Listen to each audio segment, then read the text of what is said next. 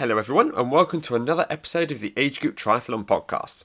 In this week's episode, I have fellow triathlon coach Martin Lightwood joining us, who's brought with him 10 mistakes his Instagram followers have made when they first started out in the sport, which we use as discussion points. We also brought with us 3 mistakes that we made in our training, some of them recent, some of them not so recent, to discuss between the two of us. These weren't disclosed to each other ahead of time to prompt some sort of organic discussion between the two of us for the show. Also, a little bit of a quick disclaimer. At one point in the discussion, I state that this is a better time of year for athletes to focus on fat loss than during race season. I'm referring to the months generally between the last race of the season and when you really start seriously training for your events in 2025. I'm not referring to the Christmas period itself specifically, which I think is a time where athletes should be enjoying time and food with their family rather than weighing everything they eat. Anyway, without further ado, let's get stuck in.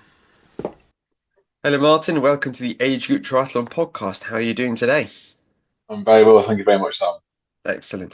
So, what we're going to be doing today is we're going to be going through and we're going to be answering, well, not answering, going through some sort of points that mistakes that people made, often, earlier in their sort of triathlon careers, but it's not to say that a few of us haven't fallen foul of them who've been in the sport for 10 years or more. I've got one of them for at the end.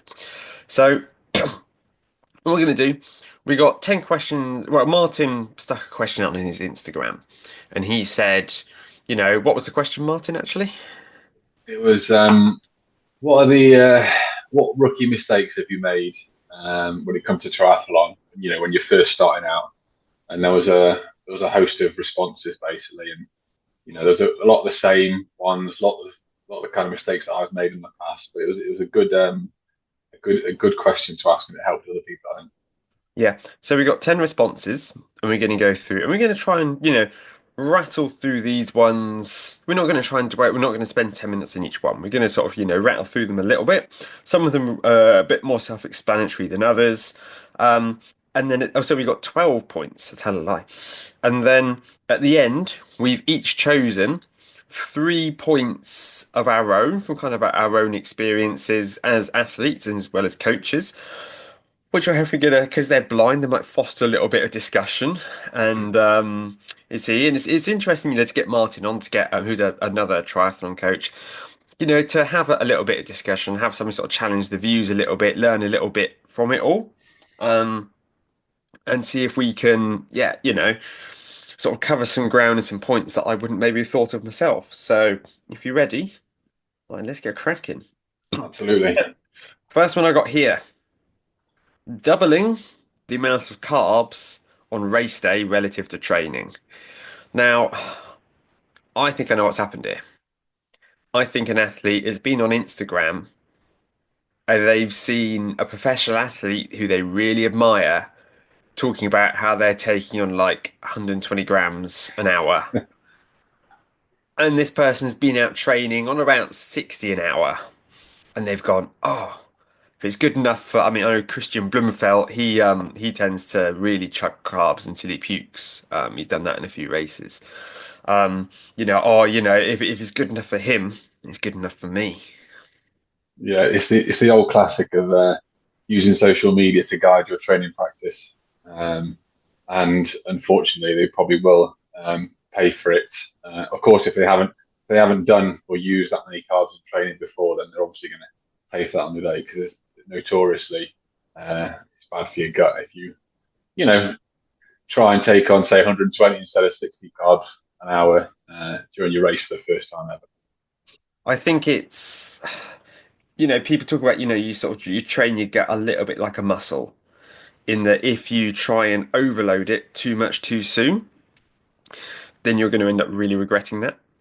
And yeah, you can. Sort of towards the 120, 130 grams an hour, that really is. Generally, like studies have said, the more carbohydrate somebody takes on, generally speaking, the better their performance. We're not kind of, when I first started, it was 60 grams an hour end of conversation, and you're just riding that wave between bonking and having enough. But Now, people go, actually, if I do take on a bit more carbs, sort of 70, 80, 90 towards 100, my performance might improve. Yeah, it might. But equally, if you are not conditioned to that, if you haven't tried it in training, there's a good chance it's going to really backfire. Could be nausea, could be sort of stomach cramps. It could be that you simply, if you're smashing sort of 4 or 5 gels an hour in an Ironman for the first 2 hours on the bike, you're not going to want to look at another gel again by the time you get to the 80k mark on the bike. And then your feeding strategy is going to fall apart. If this is something you haven't trained. I think as well, like on race day, if you're talking about like a half Ironman or Ironman distance, then you probably haven't been through that level of stress before. You're training, you're going for longer, you're probably going harder than you have been before in training, and then introduce more of something which you haven't experienced before is just the body won't be ready for it. Yeah, I think this one there are a number of questions here which I think going to come back to this one, which is nothing new on race day. You don't Yes. want to go, right, okay, today's the race, so I need to change this. Like you should have it all down. I like to get my athletes who are doing 70.3 or Ironman. I'm going to wager, well, I'm going to guess that the athlete who answered this question races either 70.3 or Ironman, where the nutrition becomes that more important. Yeah. Um, I've completely lost my train of thought there. Where was I going with that? Um, got sidetracked. No, don't look at me yet. Yeah. I Um, mean, there is nothing new on race day on here, but we'll save that for a minute, shall we? yeah. Yeah, it's people think they need to go into race mode and they go, I need to do something differently. Now it's my race day that I've seen other people do, or they learn something um a little bit too sort of late in the day. Like, somebody gives them a piece of advice on the race weekend. Remember where I was going with that now. I'd like to get the athletes that I work with to do a full race simulation around about that kind of 3, 4 weeks out. I mean, I say full, it's not a full race simulation. But as an example, I do for 70.3 is I go, all right, we're going to do a 1900-meter swim, ideally open water, but I know that for some people, logistics wise, it's not always possible. So if it has to be in a pool, it has to be in a pool. Then we go out and that is, 1900 meters in your race wetsuit with your tri suit on, coming out, jumping onto your race bike in full race trim.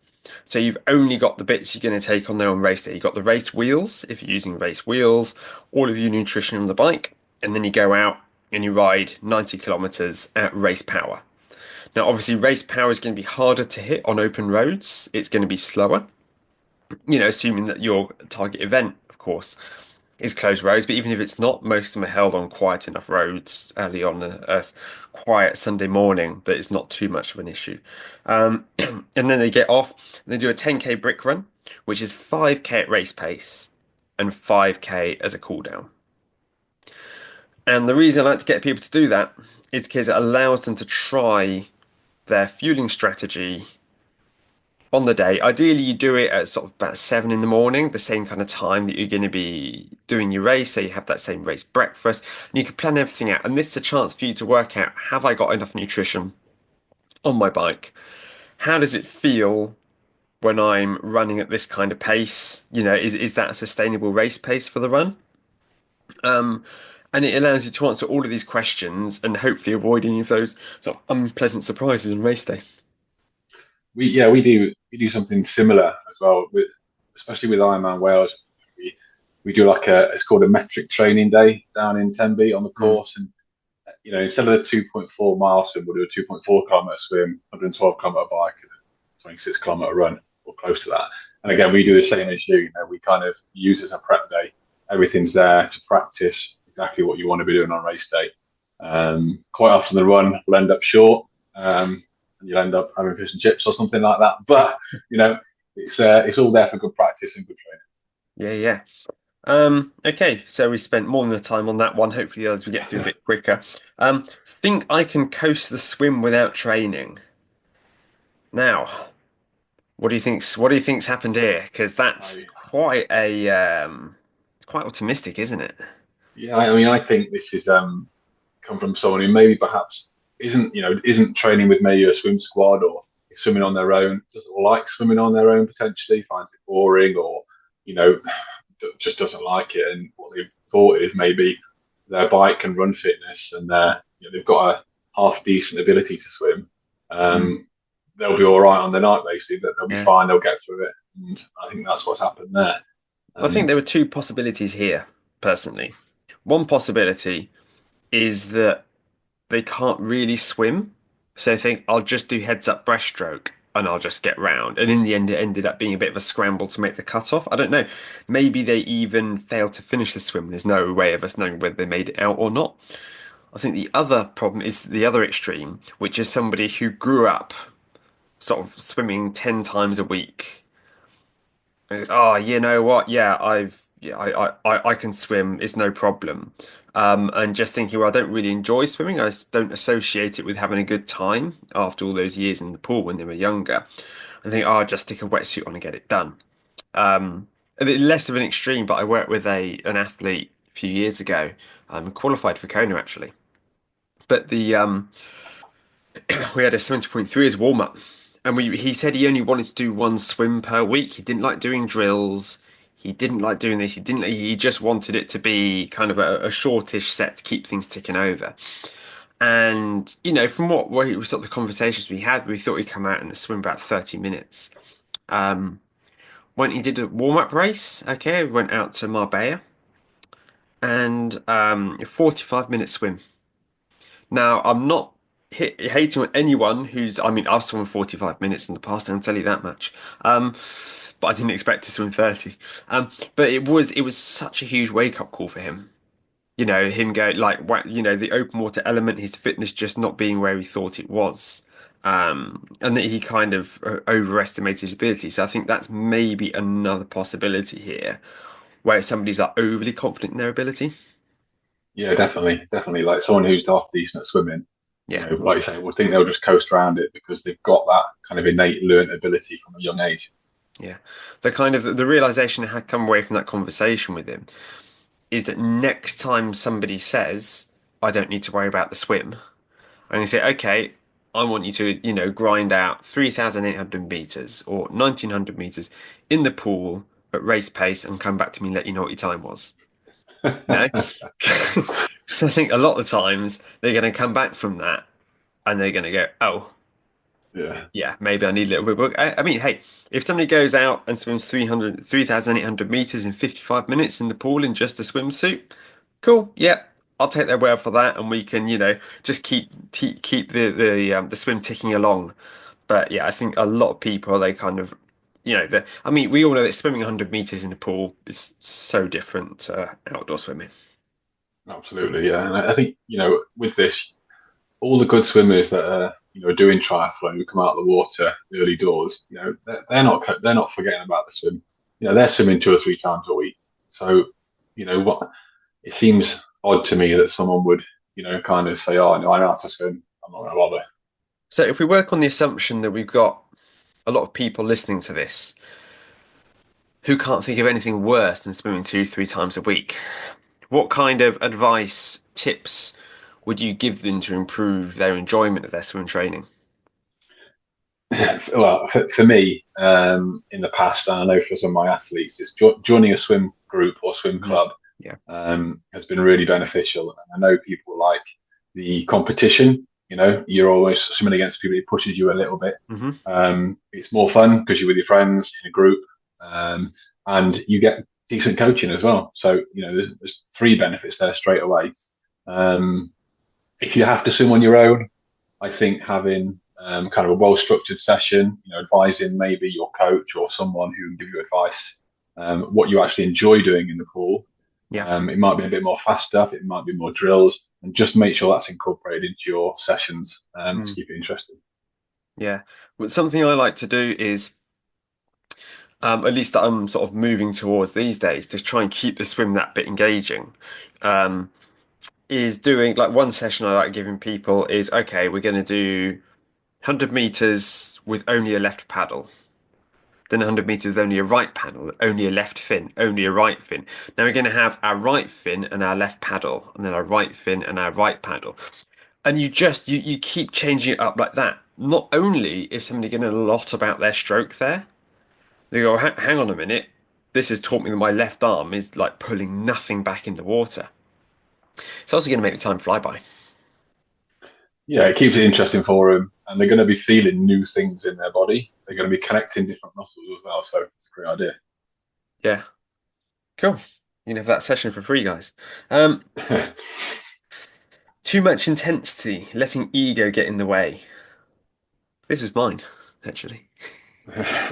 So Okay. might spend a bit more time on this one. To give you a bit of context, I joined a running club, very good running club. You know, nothing sort of massively wrong with it. But I really enjoyed turning up to the sessions, and as a result, I like to squeeze in lots of sessions during the week. So you had speed session on Tuesday, hills on Thursday, track on Saturday, social run on Sunday, swimming on Monday, and bike ride on Saturday and Sunday. You could choose which one to go to. Now, you probably don't have to guess that for all sessions except the Sunday, we're generally trying to knock 7 bells out of each other. As normal, yeah. And there's nothing wrong with that in moderation. If you turn up to a track session and and you're going to be, running 200s, like having people of a similar ability in front of you who just start to pull away from you during the penultimate effort, who just help you dig that little bit deeper, that's really powerful. But if you're doing 4 of those sessions a week, it's just building the wrong type of fitness for, at least sort of like 70.3 and Ironman training, definitely. But I'd say all triathlon, having that aerobic base is something you don't really develop very well in a group session. Yeah, I think I always kind of tell more athletes who want to go fast all the time. They want to do the high intensity sessions, the fast running. I always try and tell them that you got to kind of earn the right to go fast. You've got to earn the right to do that a lot more, and you do that by doing your base foot, your aerobic endurance, because doing that early on and building it up will have a more beneficial effect when you are putting in high intensity sessions than later on. So when they look at it like that, they do understand it a bit more. But everyone has it, running fast, cycling fast, swimming fast. It makes you feel good, doesn't It it? does. Yeah. You feel like you're getting somewhere. But doing it all the time, you kind of it might not be right for you. I've had a couple of athletes actually leave me because they don't like doing all the low intensity. I mean, it hasn't happened for sort of 4 or 5 years. I think I've got better at kind of explaining the why behind it all. But what I think a lot of athletes don't see is if they're really motivated and they come to me in say like November to train for Ironman Wales. Well, we've got 10 months to get ready to race day. Okay. And we're going to be doing about one sort of intensity session a week. And that session is likely more often than not to be kind of a shorter VO2 max style effort than it is going to be going out and doing sort of threshold intervals or something like that. And what they don't see is just how hard I'm going to push them when we get into those last sort of 16 weeks of training. They see where they are now. They go, it's boring. I don't feel myself getting faster. I don't sort of see the benefit in this. And because they want to go a lot faster. But yeah, you're just building that base so that when we do really kick your butt in those last sort of 12, 16 weeks, you can take all the first sessions that we're throwing at you, and you wake up the next day thinking, great, yesterday was a really good session. Now I've got an easier session. You're not waking up going, I'm not going to walk for 2 days after that now. Yeah, I agree, and I think that a lot of the triathletes are short-term thinking, and Mm. they want that. They want that speed. They want the improvement straight away. When realistically, you need to be a long-term thinker when it comes to especially Ironman. you need to be thinking long term. It's not kind of what you do now is going to benefit you later on. And, like you say, later on in the year when, it's getting towards, you're going to be doing a lot more volume as well. So that's going to fatigue you. So you might not want to do the high intensity sessions anymore. Yeah. But yeah, I mean, it's a long term thinking strategy, Ironman, definitely. You have some professional athletes like Chrissy Wellington who just explode onto the scene. Um, Taylor Knibb as well. She arrived and she just started, killing the competition like relatively early on. But these people, they haven't sort of rolled out of an office chair after doing no exercise for 20 years. These are people who are sort of in their 20s when they turn pro, which is old to become a professional athlete, but they have been active their whole life doing one sport or another. They might have come from running, or they might have always done a lot of swimming. They people aren't just overnight successes who become really good at Ironman by doing a bunch of intervals. These people, even though they explode onto the scene and do really well without a huge amount, in a relatively short space of time, the reason they do so well is because of the huge aerobic engine that they've got from all those years of other different multi-sport training. And sometimes I think that, especially if you're looking at a sport like Ironman, where somebody's really going to come into their peak in their kind of late 20s to mid 30s, physiologically at least, the very top professionals, that you almost don't want to get overly specific if you have a 7-year-old who really want to become a professional Ironman athlete. They do need to really sort of pace themselves out and think about that long game. Yeah, definitely. That's too young to be thinking about Ironman. Really, it's about doing a variety of sports at that age and just enjoying yourself. I think. Yeah. Sometimes it comes from the kids, sometimes it comes from the parents. Um, but yeah, that long game, you still want somebody to be enjoying the sport when they're in their 50s and 60s. That's what's Yeah, always at the definitely. forefront of my mind. Yeah, longevity in the sport is definitely important for health and enjoyment. Definitely. Number 4, overtraining, not listening to the body and not recovering enough. Do you want to Classic, kick off on this classic, one? yeah, classic athlete. I think Yep. I've had a couple of athletes, especially they're always thinking they're not doing enough. Mm. They want to do more. They train more with less recovery, which of course is not going to be a good combination. Doing that leads to kind of accumulated fatigue Hmm. and overtraining, basically. You know, After that, you might have plateaus in your fitness, causing more frustration, and Yep. therefore they try and train more and more. And realistically, what they really need to do is concentrate on recovery, make sure they recover from the sessions they can do, and then progressively build up that that that volume and intensity to get the benefits because you know continuously trying to do more and more and more without recovery is not going to work basically. So if we're looking at um, the sort of what people forget is that training doesn't actually make you faster. Yeah, It's the exactly. adaptation, which only happens when you're at rest, ideally sleeping. Exactly. And I think what people forget as well is that it's not just training stress, which you need recovery from. It's also the mental stress, work Hmm. stress, life stress. You need to recover from that to make sure you're fit enough and fresh enough to do the training as well. Mm. And sometimes training does help with any stress you may experience in the Yeah, workplace, at home, something like that. And that's again, I think that kind of that mental health piece is another explanation as to why some people just want to go hard all the time because it really gives them that buzz and helps stop them maybe from dwelling on things. I yeah, know that if I'm in a bad mood when I get in the pool and I've got nothing to do except kind of think about the reason that I'm in a bad mood, it doesn't necessarily set me up for having the greatest swim session of my life. And that sometimes, yeah, if you are swimming fast 50s, that takes your mind off things a lot better than if you're just doing sort of a slower, easier session. yeah. I think for me personally as well, if it's been a tough day in work or life's getting on top of you, I think an easy session works for me. An easy run, trail run would work for me, but also, a hard bike session really kind of gets you going and kind of puts you in a better place. I mean, it might be the same for other people, but that definitely kind Mm. of works for me. But if you do have to like break off your plan, if you do just, if an athlete of mine says, I'm sorry, I just needed to go out and absolutely hammer it today because it's something that happened earlier in the day, cool, that's fine. I'm not your mum.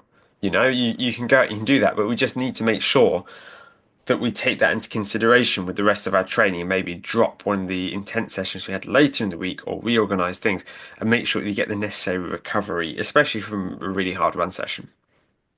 Yeah, so I think I had a conversation with a guy today, and I said to him, look, if you want to go off plan, that is fine, but just tell me, just let me know, so we can make the changes, like you said, further on down the line if we need to. So one of my pet coaching peeves is look, if something's gone really wrong with the session or you've missed a session or you've gone dramatically off plan, like it's not the end of the world. Just leave something in the notes on Training Peaks in the comments so I know I have some context. Exactly. Yeah. You might just write, I had a terrible night's sleep. Yeah. I couldn't do the session.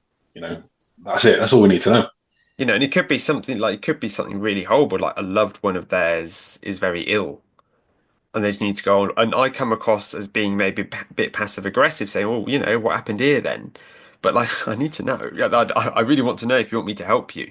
So yeah, obviously, yeah. Sometimes you do just need to go off plan, and I think a good coach will recognise that. Definitely. Number five, neglecting brick runs. Now, I might have a different opinion to you on this one. I'm I was not going to say sure. I think brick runs are overrated personally. Well, I think I kind of agree personally, um, but I also know that some of my athletes love them Mm, and they wouldn't want to not do them. Personally, like I used to, like if I was doing one, I'd only need to do say 10 minutes, 15 minutes off the bike, mm, and that was enough for me to kind of get the feeling, yeah, just get that kind of experience of running after a bike. yeah. But then a lot of the athletes who I work with, they want to do a lot longer, and that's what works for them. So it might be personal. So yeah, what's your views? I mean, my view on brick runs is it's something that I only really start to do when we get close to race day. Um, I think that if you start doing a brick run after every single bike session, yes, it's triathlon specific. Yes, it will make you feel more like a triathlete than a cyclist or a runner.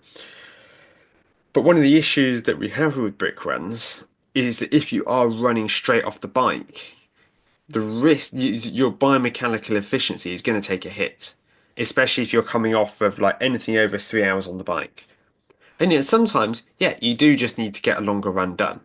So, most athletes that I work with training for sort of a 70.3, I normally do like a 90-minute brick run kind of, in ice, not as part of that race simulation we are talking about, as a kind of, yeah, go out for like 2.5, 3 hours and then run 90 minutes after, just so somebody can experience that.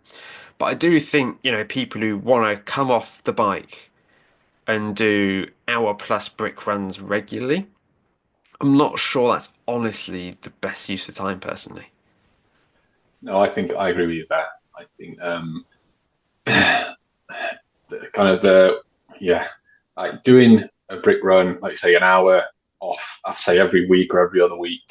I don't quite see the benefit. I mean, once you've done a couple, you kind of get the feel for it, and I Yeah. think it is more important down the line, closer to race day, when you're getting a bit more specific, Mm. to do it and have the importance on it. Then, I mean, I don't really do that many brick runs in my training these days, if I'm honest.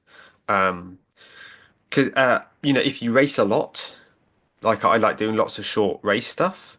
It's I've been in the sport for sort of 12, 13 years. My legs know what it feels like to run off of a hard bike. And I don't really have that period where it takes a lot of time for my legs to get up to speed. Actually, I can be running off the bike, look down at my watch and see I'm doing about 340 per kilometre. I think, right, okay, yeah, I need to back this off a little bit here. I'm not found really wanting for that in my journey. And especially when it comes to Ironman, yeah, if you have a ropey kind of first 5 minutes while the legs wake up, how much time is that actually going to lose you over the Ironman marathon. Not a huge amount. I'm not saying people shouldn't do brick runs, especially if they're new to triathlon, but they're not kind of the holy grail where all of your run performance is going to come from, I don't think. No, I think that if you're a beginner, it's important to know what it feels like, Yeah. experience it. But like I said, I don't think it's the holy grail of training. Um, but like I said before, people might like them if it gets them, if it would feel it works for them, or mentally Yeah. it works for them, Yeah. gives them confidence. Then by all means, put them in the plans and then go with it. I mean, when we get to race season, I'll sort of most weeks I put a 20-minute brick run after a long ride. Just enough for them to kind of get the idea of coming off of that longer ride and going straight into a run. But it's a 20-minute zone two ride. Run, sorry. Sometimes if they're training for 70.3, you might make it a bit more of a tempo session, maybe even a threshold session for sort of 10 minutes or something, just to kind of get those legs used to changing the stimulus up a bit. But yeah, I think those really long brick runs just sort of approach with a little bit of caution. But if it works for someone, it works for them. Yeah, I do a similar thing with the brick runs. I tend to get them to finish the bike quite a bit fast, so they really do fatigue their legs a little bit before going on Okay. short brick Yeah. run. So it does that a different way, Mm, but yeah. yeah. Next point we've got here. Forgetting the wetsuit lube. This should be a quick one. Yeah, this was definitely one of the athletes in with not my personal, but one of my Mm, coaches who works for me. He yeah. did his first race. Chucked on his wetsuit, came out of the water, and after the race we saw his neck, and it was awful. Obviously, it looked like he'd been in a school disco. Had love bites all over it. Lucky man. Yeah, and it just looks awful. And it's just a classic error of Yeah. just not knowing there is wetsuit lube. We're not swimming that far in a wetsuit to know that it gives you, you Yeah. can have chafage basically. I think more practice in open water is a big part of this. Um, getting not only, you're getting aware of how much of an issue the chafing's going to be, also maybe just sort of building your skin's tolerance to having that rubbing as well. I mean, you don't really want loads of calluses on the back of your neck, obviously, but if it's going to be a brand new stimulus to the neck, then that's going to be a bit of an issue. Now, I have never had an issue with chafing around the neck in my wetsuit or anywhere else in my wetsuit personally. I'm quite a slight guy. I swim in zone 3 wetsuits, which the neckline, I mean, it's not as low as an Orca wetsuit, but it's in midline. It's not like a zone 3, not a zone 3, Blue 70, where it can really kind of come around sort of the Adam's apple a little bit on some people. I think those higher necklines can be a little bit more problematic for that chafing. But again, you need to find out whether it's an issue for you in your training. And even if you do forget your wetsuit lube on race day, don't sit there and just go, oh, well, I guess I've forgotten it and suffer in silence. I guarantee you there'll be hundreds of bottles of the stuff knocking around. If you see someone sticking a wetsuit on in transition, just go over and sheepishly ask them, fess up, you forgot your wetsuit lube, and ask if you can nick a bit. I can't think of a single triathlete I know who tells someone to jog on at that request. Nah, everyone's friendly. Everyone wants you to do well. Everyone's probably done it already before, Yeah. so they'll be like, yeah, take the lube, enjoy it. That is one of the sort of, I had a realization of this the other week. Triathlon is one of the few sports where pretty much everyone on the race course wants you to do well. Yeah, Because very few people in direct competition with each other. Okay, if you are shoulder to shoulder with someone in the swim, and then you are exchanging the lead on the bike and you come off the run together, yeah, you're going to want to beat that other person. But most of us mortals, it's all about, cheering people on. It's about the high fives. It's about stopping to help people who've crashed or have find themselves in trouble. It's a big community out there on race day, I think. yeah. I think with it being kind of it's a long sport. It's not, so you're less likely to have that kind of neck and neck kind of vying for positions. It's Yeah, almost like a participation event. yeah, And they're like, the better you get, the more obviously competitive you're going to be, and you might get more of that, neck and neck stuff. But it's hardly unlikely you'll be running, down the red carpet, for a photo finish. If I'm honest with you. nah. I mean, I remember Bolton 2021. I was there. Joe Skipper won it. I'm pretty sure it was Joe Skipper.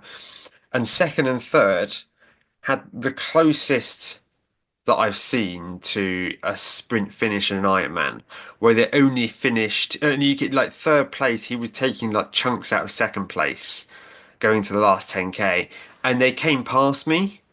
I was kind of because it's one of those courses that has that U bend that you before you turn down the red carpet for the sort of spectators, and I was there watching, and you could see the guy in third was absolutely on his limit, and I reckon he finished about like 10, 20 seconds behind second place. But he was absolutely spent Yeah, when he came over the carpet. You know, just having pushed himself so hard towards the end of the marathon. But yeah, that kind of like that 20-second sort of gap is generally kind of as tight as it gets. Some 70.3s do end in sprint finishes. I think one of the T100 events yeah, it did. Yeah, this San year really Francisco. came down to like three or four of them, like That's absolutely three. like trying to get trying to get through the trying to get themselves across that taper as quick as possible. But yeah, especially over Ironman, like it's not worth wasting a load of energy trying to just trying to like get a few meters on somebody else because it's not going to matter. Don't know how it went from wetsuit lude there to No, I sprint know. Yeah. finishes, but that's quite an Oh, we interesting did. rabbit hole. Um, Number seven, thinking I could just train the bike and the run would be fine. This is a Thoughts? little bit like the. I think I can coast to swim without training. Yeah, is it So the same it's guy, do you think? well, I don't know. Maybe all they did was bike. Um, yeah, I'm not. Yeah, I'm not sure about this. Well, obviously, I wouldn't recommend it to anyone. Not doing any running at all. Is that what they're saying? Yeah, yeah, not doing any running and just doing more training on the bike because I just I can't see how that's ever going to. I can't see in any way how that would work. Right. Especially yes, if you're looking at the specifics of a race course as well, like you might have a really hilly course. Yeah, You probably need to train for that. yeah. Those hilly courses and not doing any running or just running on flat. Is going to not prepare you as well as you should do, really. So I'm not really. This was obviously a huge mistake myself. I don't know how they got to it. I mean, I'd wager that this person is a cyclist Yeah, and they think leg strength, cardiovascular fitness, got it in spades, I'll be fine. And there's someone who just doesn't enjoy running yeah, and they thought, oh, it'll be all right on the night. Um, I mean, it's bold. I admire that level of confidence in your fitness to be able to make that mistake. I mean, obviously they replied to your story with this, so chances are they now realise that maybe it wasn't the smartest thing to do. Um, but yeah, if you're training for triathlon, train all three sports, I think is a top tip to take away from today's episode. absolutely. But definitely approved by both of us. Train all three sports. I mean, sometimes if you have somebody who's got a really bad running injury, then yes, you can do a lot of training on the bike. And especially if it's like an Ironman and somebody just wants to get round. And yes, you can jog, walk your way around the run course and get home that way. That's fine. But yeah, if you can run train, then do because yeah, having strong legs is one thing. But when you look at developing, the leg spring stiffness that you need, the explosivity for running, all of that eccentric contractions that you don't experience on the bike. Um, you do need to have that specificity. Yeah, quite simply, just make sure you run in preparation for your run event. Um, Yeah, and so the I had just an example of this mm, is I had an athlete last year who did Wales and he really needed to work on his swim and his bike basically. And he was kind of happy with his run and yeah, but what we did is he did do one run a week. yeah, And it was a long run. It was a hilly run, and yeah, it had little bits of. It might have a little bit of intensity in there. It might have a yeah, little bit of tempo in there. yeah, But we really worked on strength for that running, and mm, it really worked for him. His other sections improved, swimming his bike, mm, and he was still able to maintain, a good level of strength and a good kind of good speed on the run at the end because he had it already. If that makes sense. yeah. No, that makes a lot of sense. It can be hard to get somebody, because if somebody is happy with their run and they're a good runner, they may want to run 3 or 4 times a week. because they really enjoy Yeah, the running. And yeah, to tell somebody who may well have been training sort of 3 times a week, say, you know what, we're going to do one a week. It's going to be quite hard for people to wrap their head around, isn't it? absolutely. But if you're making the gains in the swim and the bike, as well as maybe maintaining that run, Yeah. or improving that, then that's going to make a massive difference overall. Next up, comparing yourself to others. Now, comparison is the thief of joy. However, we can't help but do it. I This is one of my personal pet peeves with people, what athletes do is when they're comparing that, when they're looking what everyone else is doing, and like, are they running this quick, or they're doing this many miles, they're out on the bike for this long, and you have to be quite honest with them and frank with them, and you have to say, this is you're not them, they're not you. This is your own Yeah. personal journey. This is their fitness level isn't the same as yours. Your Hmm. skills and your ability, your training age, your physiological makeup Yeah. is Yeah. you, not the same as anyone else. So therefore, if you're working with a coach, then they will program what you need, not what they need. And I think it's what people need to understand, that, and they just need to, focus on themselves. It's them being their own personal journey and not someone Mm. else's. We talked about training age there. Do you want to touch on that a little bit? Because it's something I imagine a lot of the listeners won't really know what that Yeah. means. So training age is what I think of is how long you've been in the sport, or how long you've been almost actively training for. So if you've got a training age of 0, you might be a complete beginner coming into triathlon. You might maybe have you might be just just at a catch to 5K, for example, and you're thinking, I want to start triathlon. I would have a training age of 0 for that. It might be that you've done 2 or 3 Ironmans or 2 or 3 70.3s over a couple of years. You might think your training age, I'd say 2 every 2 years, for example, Yeah. and it just means you're starting to work with someone who's been there, experienced certain different training before. So you'd approach that slightly different to a complete beginner. Yeah. And it's no mistake, I think, that a lot of people who have a higher training age are just faster.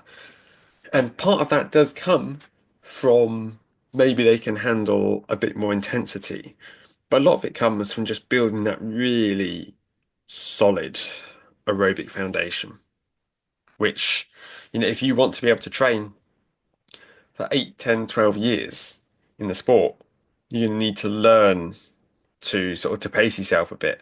And yeah, the people who you see who are racing who've clearly been doing it for a long time, like you and I, there's just you can just tell when you see them. There's just sort of something about them. Um, and people go, oh, how do I become more like them? Let me look at their training, and that's how people, get caught up. Well, don't look at my training, mate. I've just taken a week off, but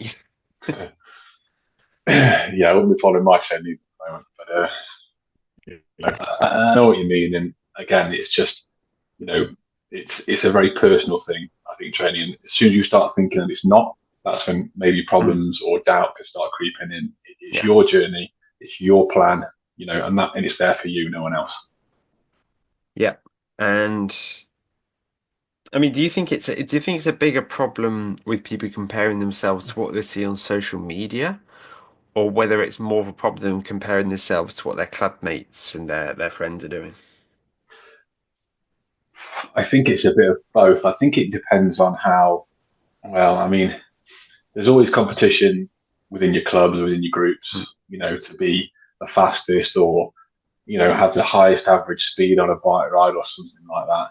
And I think there will be that. It might be a bit of both, and I think the more you go towards what people do on Instagram, I think the more problems you'll have, because Mm. you're almost following, um, almost like they're real people, but it's not real in the sense of, it's what they're putting on Instagram as well. It might not be right, it might not be real. It's what people are trying to show themselves doing. Yeah. People saying they're doing their double threshold run days, Yeah, and these are sort of pro athletes, and then you have somebody who's just coming out, starting out in the sport, going, "Oh well, I don't do double threshold run days. Maybe I should." yeah. Not. I mean, these pro athletes have earned the right to do those double threshold days. They've been training for years and years. They're probably the fittest people on the planet. And if you've just come off a couch to 5K, not a good idea. I don't know actually many triathletes who do those kind of like those two hard runs in a day. No. I think some do, but when you're training for three sports and strength and conditioning, why would you do two hard runs in a day? Why don't you? I mean, okay, maybe if you wanted to do a real focus and do maybe sort of a hard bike in the morning and a hard run in the evening, yeah, I think there's definitely some mileage perhaps in that. But for age group athletes, I think it's very rare that that will be an appropriate sort of thing to do. And I think you probably be more susceptible to injury as well. Yeah, Just with 100%. running, um, especially in going out twice a day threshold. It just there's probably a better way to train. Yeah, I definitely agree. Um, Wearing something new on race day. We touched on this a little bit, didn't we, We earlier on? did. But Similar this is, principle.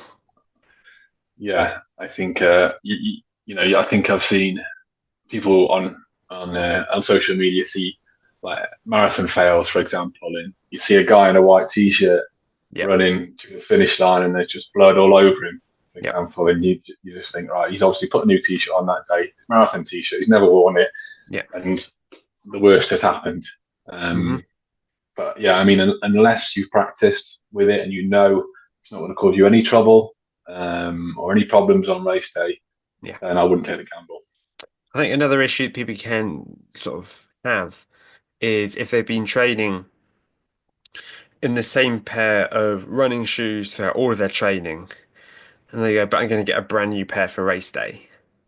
And they don't realize just how much those shoes have been worn into their feet. And you don't need to put 100k into a pair of shoes to bed them in, but you do probably want to put in sort of 20k, 20 kilometers, I reckon, at least, into a pair of shoes before you run with them, especially if you're not running in socks. Yeah, I definitely agree with the trainer shoes thing because that's twice I stupidly have got myself slightly injured from what you say, get a Hmm. new pair of trainers, but I know they're the ones that I use. Yeah, And I've done it a couple of years separated, and I've been excited. You're always excited when you get new trainers. You go out, you do a hard session, and you end up with a very slight niggle or injury or something, and then it puts you back, and you just kick yourself because you yeah. shouldn't have done it. Number 10, not practicing transitions. No, I think you might agree on this one, but I do think practicing transitions is important. I mean, the shorter the distance, the shorter the race, the sprint to Ironman, I think Yeah, they're a lot more important to definitely. have Yeah, really nailed down on a sprint triathlon, for yeah, example, because that's where the time really matters. yeah. In an Ironman, you know, for example, you've got um, anywhere from like 10 to 15 minutes potentially, Hmm. depending how long the run is, back Yeah, into transition. Um, so I do think they're important. And we do in our club, we have transition sessions where, they go from wetsuit, this is just practice. They man been for a swim, they just come down in the mm, wetsuit, they do a little walk up, straight onto the bike, yeah, around the circuit, into their run. And see how many people messed up that transition session, but they yeah, learn so much from it that time. yeah, Um, and I do think that what you can also do is you don't have to physically do it. Sometimes just mentally go through it in your head, like visualize yourself going through that transition, how your stuff's laid out, what you put on next. That really works. Visualization really works for me. And yeah, I think it's a good way if you haven't done it, or maybe you're driving to you drive into a race, for example. You can just visualize it in your head, yeah. and that'll bring you back up to speed. Even during the swim, if you're Yeah, thinking about what's going to happen when I come out this swim, okay? yeah, Well, I know there's going to be people who are going to help me out the water. They're going to reach out. They're going to pull me up. I'm then going to unzip my wetsuit. I'm going to roll it down to my waist. I'm going to take my hat and my goggles off, which you're going to hold in my left hand. I'm going to put my goggles down on the floor when I spot my bike, which is on the third rack from the left, about halfway down with a red towel in front of it. First thing I'm going to grab is my helmet, and then my race belt, my shoes, and you just like remind yourself exactly how that's going to go. yeah. And I think the way you lay your kit out as well really helps. Yep. So you want your, well, for me personally, when I came out, my bike shoes were right there, next to my bike. My running shoes were behind that, for example, and my hat was behind that. What you don't want to do is have your shoes in a mess, in a muddle. You don't want your laces done up, for example. This Yep. is all things that you need to prepare for and you learn whilst practicing. Yeah. Another transition tip, leaving your bike in an appropriate gear. Yeah, That's something I think that you can easily lose 4 or 5 seconds there if you jump on your bike, try to press the pedals round, and realize that you've left it in the biggest gear that you possibly can. I know. Definitely. You jump on, they try to put the power down, they just don't go anywhere. Yeah. Sideways. Yeah. Um, Oh, another no, one I no, think, go ahead, go ahead. especially for beginners, is just keep the first one very, very simple. Like the first transition, first race, for example.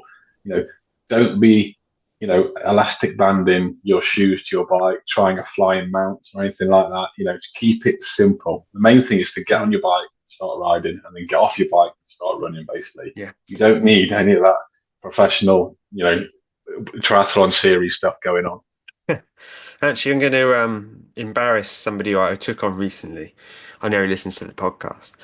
He was telling me about he missed the bike cut off in Wales this year by about 20 minutes, and he's saying how I think his T1 was about 23 minutes or something. He sort of did the full kit change, made it a sort of a bit of a social thing. Um, and then when he's out on the course, he got chatting to his missus for about 15 minutes or something. And kind of there is the difference. And over a really long day, like an Ironman, it is easy to think, oh, I'll just take my time in transition. I'll just make a cup of tea. And yet you don't need to absolutely sprint through it. But especially if you're going to be flirting with the cutoffs, you do need to really think. And when I'm racing an Ironman event, I'll think about the order I put the items in the bag. I wouldn't just jam all my bike gear there in whatever sort of fashion I want. I make sure that I'm taking the items out of the bag in the order that I'm going to need them. Definitely make it as easy yourself as possible. Yeah. And I think, full kit change, there's nothing wrong with that. It's just the issue you can have is that there can be some significant queues for the changing tents. So if you expect to come out of the swim in that kind of between hour 20, hour 40 mark, where a lot of triathletes going to be coming out in short period of time, just be aware that you might have to sit there waiting to be able to go into that changing area. Yeah, a little. I did a not a full change in my first Ironman, but I remember I actually, to save that problem, I actually wore just tri shorts, Yeah, and then I put bib shorts over the top of them for a nice, little bit more comfort. And nice, good again, didn't shout. need to go fully nude in the changing tent or anything like that. Yeah. It gave me a bit more comfort on my first Ironman, and it's very easy to take off again and just run in the tri Mm. shorts afterwards. But again, don't try and do that. Try shorts under bib shorts unless you tried it Exactly. ahead of race day. Um, I don't know what this one means. Strava Noia. Yeah. This is one that annoys me as well because I did have this when I first started as well. Hmm. It's kind of like almost like comparing yourself to others, but Hmm. it's looking on Strava and seeing what other people are doing, or Hmm. constantly worrying about what your training sessions look like to other people. Hmm. And I know for a fact that no one cares about your training session. They only care about theirs. So don't worry about what other people think because they're not worried at all. So if you like, what it leads to is people trying to push it a bit quicker, maybe, or Hmm. go a little bit longer just so it looks good on their Strava. Yep. Um, but realistically, there is I don't know anyone who goes on there and says, "Oh God, look at this guy. He's only done this many miles, or he's only gone this fast." Like all they're doing is looking at their stats and seeing how good they are. That's Yeah. it. I think you even hear about people who don't record their warm-ups and cool-downs Yeah, because they want um they want to make it look like they're faster or they don't want it to affect their average pace. Or people who pause their Garmin whenever they hit lights because they want to keep the average pace up. And, okay, like, I get it, but it's not often, and this may sound very condescending, it's not often that you see really experienced athletes, really fast athletes actually do that. A lot of the fastest athletes have no problem uploading a run where they're running at 5.5 minutes per kilometre on an easy day. When I just joined a new running club, and Tuesday evenings they do speed sessions, and generally speaking, the intervals max out at 400 meters. So I don't go that often because I don't know how sort of super useful it is for me, but sort of like, once every sort of 4 to 6 weeks, I might pop down if I'm free on a Tuesday evening. Um, but the people who will like pause their watch after every single interval and then start it again. And I just start mine at the end of the session and I stop it. Yeah, I'm the same. I don't turn it off or on. It's just start when I start and stop when I finish. That's it. And if somebody really wants to dive into the data and they can open it up and they go, oh, that interval there, he was running at like 320 per kilometer. That's fast. But if they look at the overall average, it's going to be close to 6 minutes per kilometer because I'm sat there listening to the coach tell us what we're going to do next. Exactly. Yeah.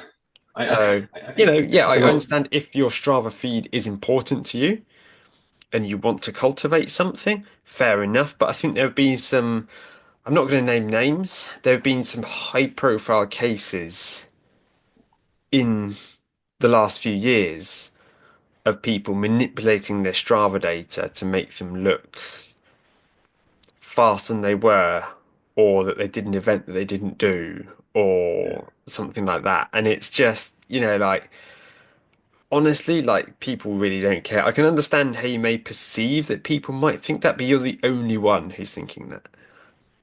I think that the kudos button doesn't help because once you go on your stride and you see, 20 people have given you kudos, it makes you feel good, doesn't it? You get that kind of that hormone release that just it gives you satisfaction. You feel good about what you've done, But You've got people 24 people hours on Strava. yeah, I mean, take away that kudos button, I think things would change. But another thing, Completely agree. when I had the Strava Noia, and I was Mm. comparing myself, and I was really new to training. Yeah. I switched my profile to private, Hmm. so no one could see my data apart from me, and it changed the way I trained Really. because no one else could see what I was doing. Only I Mm. knew what I was doing, and it took away that kind of paranoia that what people are going to think about your training. So if you're like that, that's a little tip. Switch to private. Mm. I mean, even if you only try it for a week or two, Yeah, just to see how it makes you feel.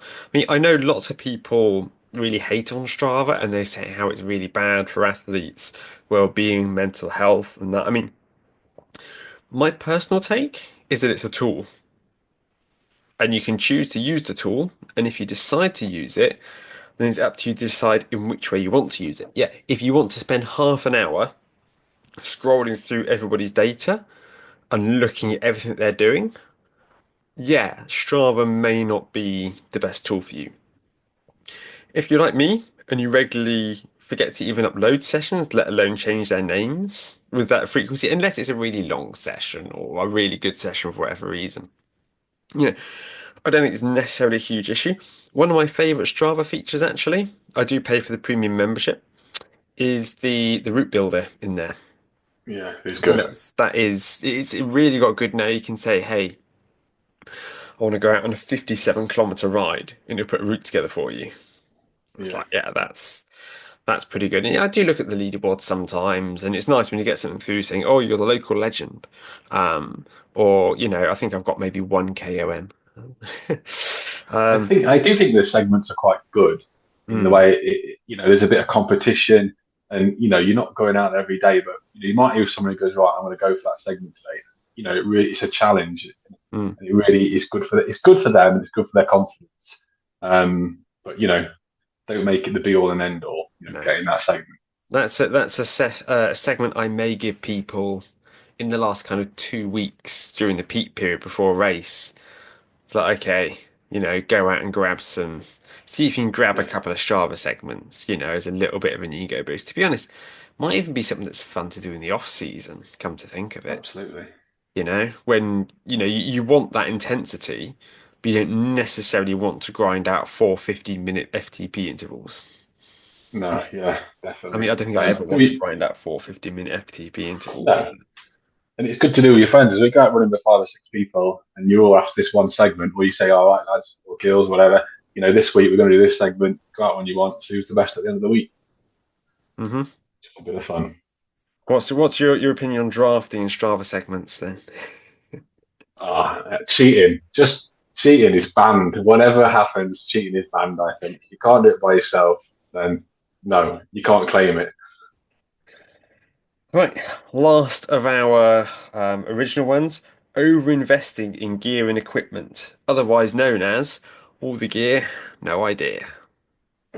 Yeah, I think you do see this. I think especially after the first year of say training and Hmm.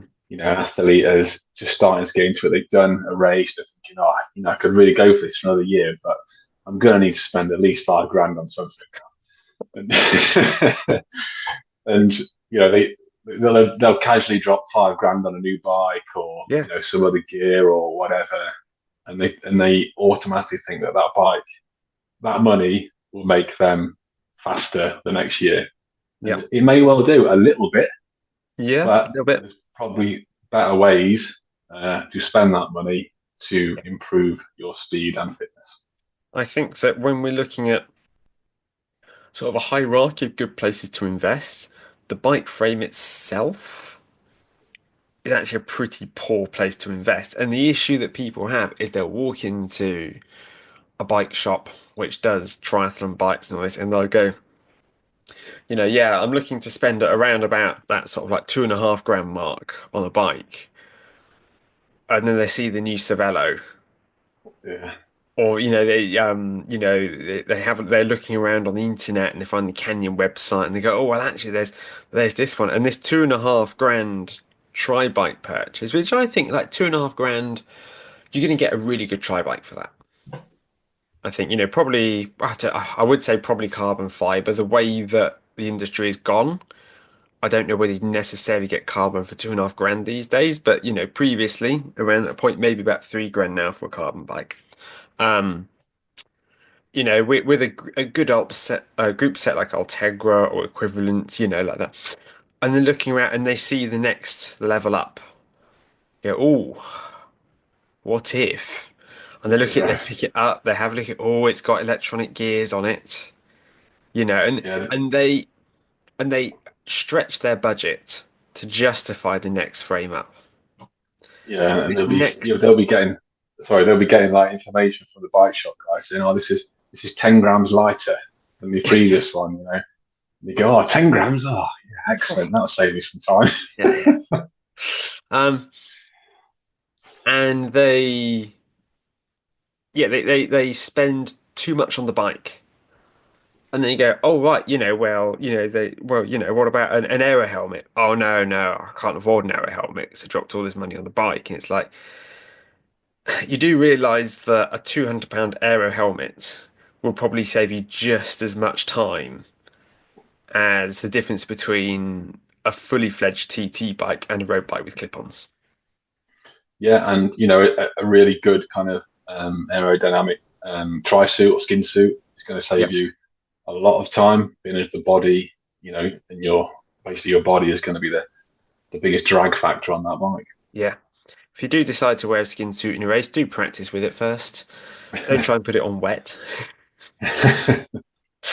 Um, I know a few people have come, who've inherited a skin suit from an ex-pro cyclist that they know, and they got this professional level skin suit, and they try putting it on in T1, and it's like, oh, you're gonna have a terrible time. Um, but yeah, and something I see which does like it genuinely makes me sad, like not quite upset, but it makes me sad. So when you see people post in Facebook groups and they're selling their tri bike because they've done their Ironman. Yeah, Um, it makes me sad for a few reasons. Um, Primarily because they've obviously this sport has meant so much to them. Clearly, they've dropped that kind of money on the bike, and they've done this Ironman experience, and they think, nah, that's it, I'm done. But also, you look at the bike, you look at the wheels, you look at the group set, and you go, "Wow, that's the best part of 10 grand of bike there." And they're asking for six. Yeah, And yeah. you know the amount that they have, because I mean, that's probably close to the market value, really, if you know, when it comes to secondhand bikes. Or they just want, they've got so much money, they just want to sort of free up the space and get it off their hands.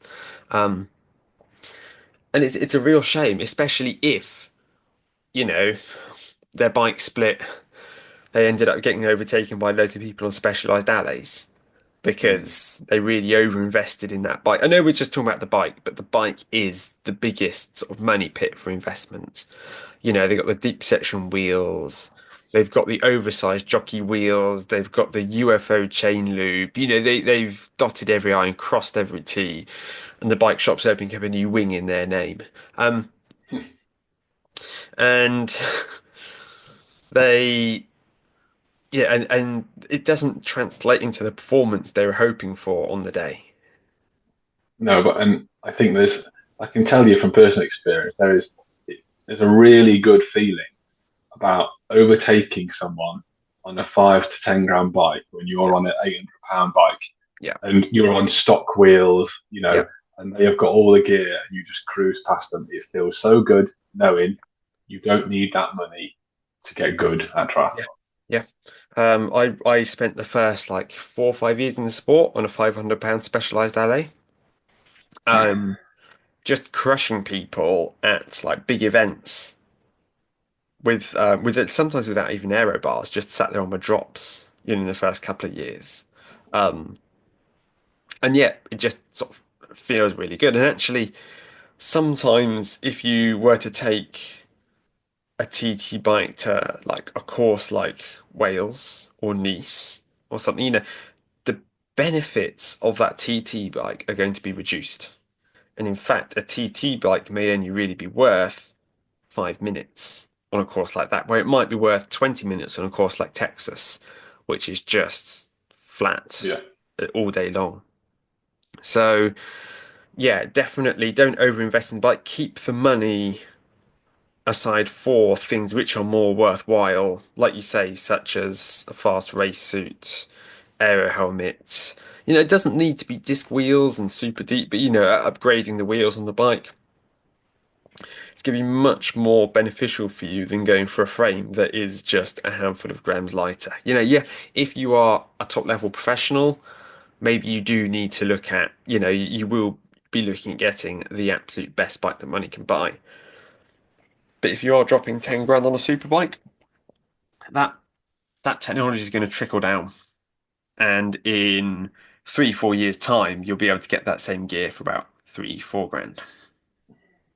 and from our point of view, we'll both probably think that money's better spent hiring a coach. The way that this is something that I sort of picked up in the last few months. You know, I think that hiring a coach is like Ironman insurance. Yeah, If you think somebody is dropping £600 on a race entry, they're dropping, depending where it is, they may be dropping another 2 grand on flights and accommodation if their family are coming out with them. All they've spent on their bike, all they've spent on gym memberships, pool fees, insurance that they may have sort of taken out for everything, you know, all the trainers they're getting through, the wetsuits, you know, if somebody is an executive who wants to do Ironman, who is throwing 6, 7 grand, if not more, at this one day, and they don't want to, you know, sting a coach £1,500 to put together a bespoke training program, help talk them through nutrition, all those really basic mistakes. That has the potential to be a very embarrassing and a very expensive day of humility if they don't manage to make their way around. absolutely. I think invest in yourself. You're investing in a coach because you're investing in you and Yeah, what you want to get out of it. Basically, you get someone else's knowledge and experience. I mean, if you know what you're doing, fine, that's great. And even if you're not sure about a coach, just talk to one. Yeah. Have a chat with them, or you might just want to do a trial, go do a couple of months, see what it's like, and Hmm. then and that's it. You might enjoy it, you might not, but it's worth talking to one if you're going to be dropping a lot of money and investing in triathlon a lot. Yeah. It's you'll get much more. I mean, even if you do know everything there is to know about sports science and bikes, and you've got all this experience, just having that outside opinion of someone going, "Well, hang on a minute, have you thought about?" Or, do you think you really need to be doing all of that volume that you're doing? Or do you think you can maybe do a bit more? What about your diet? All of these things that you may think you know, but you don't really. Yeah, definitely. Okay, I believe that takes us on to our final 6 points. So, as you're the guest, I'm going to let you go first with your first one, and then we'll alternate our points from there on in. Okay, so two of these are mistakes I've made myself, and one of them isn't, but it's definitely something I think we might have mentioned already, but we'll go into a bit Mm, more detail. So the first one, and I wasn't a newbie, I wasn't my first triathlon, but it was a mistake I made, and I did get away with it, but I was lucky, I think, and that if you are using tools such as HR monitors, you've got power meters, you've got Garmin's, you've got your watches, ensure they've got battery life and ensure they're in good working condition before you start, especially if, for me, it happened on I think it was Fish Guard mm, 70.3. And it was fine. Great swim, got off on the bike. 10 minutes into the bike, the Garmin just failed. That was it. So my whole race plan was built around yeah, like a power number I was going to stick yeah. to. I'd ridden the course before. I kind of knew what was going on. And when it died, it just like, I was like, oh my God, what am I going to do now? Mm, But also, I mean, luckily for me, like I was a little bit experienced, wasn't beginner. I kind of knew what it felt like hmm. to push a certain power or go a certain speed. I could also gauge what other people were doing around me um, as well. But for a beginner, it might be a little bit more daunting. It might be, say, a little bit more scary to have, no heart rate, no power, no nothing, which you've been using all year training to get to this Yep. one race, and now you can't use it. So yeah, I mean that's why with a lot of my athletes, I'll get them to ride on feel. I'll get them Mhm. to run to a pace they think is the right pace, and then check if it's the right pace. If you know what I mean. Yeah, yeah. But yeah, it is a mistake. Which, if you're more experienced, is not as much of a problem. If you're starting it out and you're relying on the equipment, then please make sure it is charged up and ready to go forward. Have you experienced any of this, Simon? First Ironman UK 2019. Yeah. I didn't have a car at the time, so I took the train up to Bolton. So I had like three rucksacks, and I was pushing my bike on the train. And I just moved house about like 3 days before, and I couldn't find the charger for my power meter. So I thought to save money, I put my power meter into sleep mode. So I put my power meter so it didn't keep getting activated whenever we're on the train. Yeah. Get to Bolton, how to wake it up? Plug in the charger. Ah, problem. I must have spent about half an hour sat outside T1 watching for somebody with my brand of power pedals, the Vivero, to push their bike into transition. See, hang on a minute, do you have a? I couldn't find anyone, so I just rode the whole day without power.